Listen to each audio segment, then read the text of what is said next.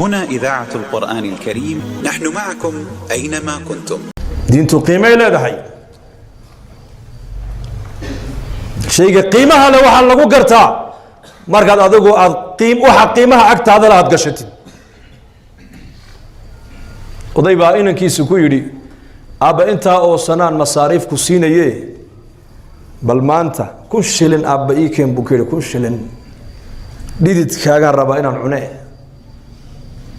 كوي روعي المجال ولقي شقاء نركن هذا الكويدي ونكو كرعي ودنا عبانو دافين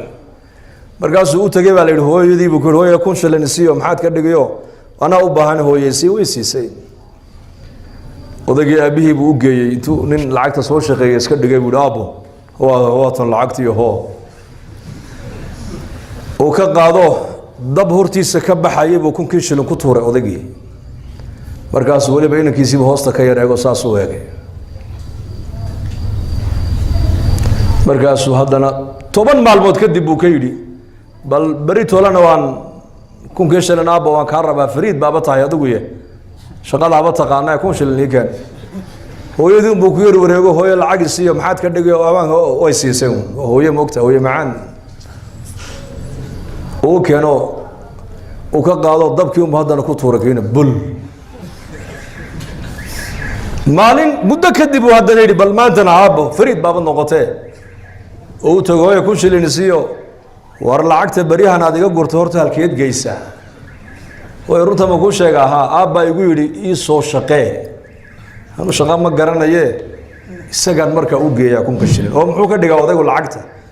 wallaahi dab hortiisa ka baxayo unbuu ku tuuraa isaguna markaasay ku tiri war lacag la gubo anigu ma hayee orad magaalada u gal odayga ومثال يعني مثل حتى تفهموا وشغلت جاي ضد مركا وحركني ما نقل لسه يوركي ورستو مالنتي مسات سو شقيساي oo caynkaas oo ku shilino wala shaqo tago adu wuxuu hawl soo qabanayba oo soo qabtay lacagtii hore lacagtan ma isku qiima marka oo keenay odagii aabbo ho markaas uu yiri waliba hadal buu raaciyo wuxuu yiri aabbo lacagta dabka ka ilaalidee nabiga sallallahu markaas yiri oo maxaa ku jaban buu hadaan ku tuuro kuwii horeba sooniga gubayay ma yaabtantii hore way ka duwan tahay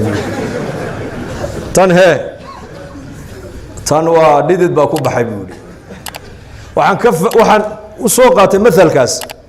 shaygan marka uu maal iyo waqti iyo aqli iyo dadaal iyo ragnimo ay ka gasho ayaa qiimihiisa la gartaa